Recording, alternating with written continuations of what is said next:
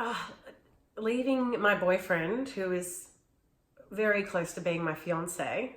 We've been talking about weddings and rings and babies, and I was, I was 23 at the time, so I felt ready for that, but I knew it was also another blanket for dealing with my own stuff.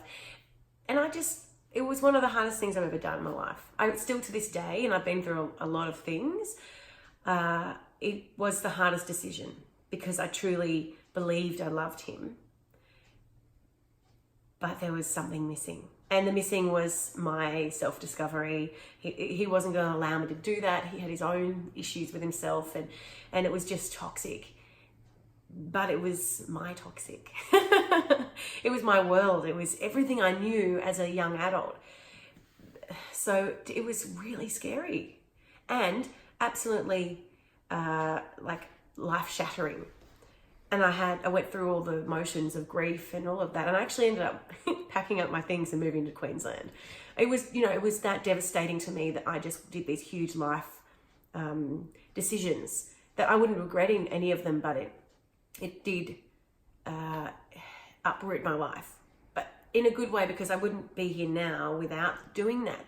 I would probably be a mum of 3 kids and, feeling really dissatisfied. Not that I'm saying that's a bad thing to have the 3 kids at this age. It's just, for me, it wasn't right. And I had to choose. I was driving along one day and I thought of myself with that life and how limiting it was for me, or it could be for me. And I went, no.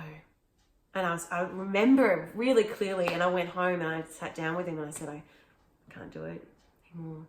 Just almost like it wasn't me talking. So that decision was really important for my life. And if you're feeling trapped in a relationship, then it's not right for you. I mean, that's just very simple to say. I'm not even a psychologist, but it's just, you have to feel like you can grow as a person, and that person needs to be able to be there with you along the way, not being your blanket, because it's not good for you. You're going to end up being 60 or 50 or whatever next chapter of your life, and it's not going to go away. And that's what I realized. So being brave and making those decisions for me was, and I still do it to this day, it has been really empowering and made me happier as a person, or more fulfilled as a person. Yeah.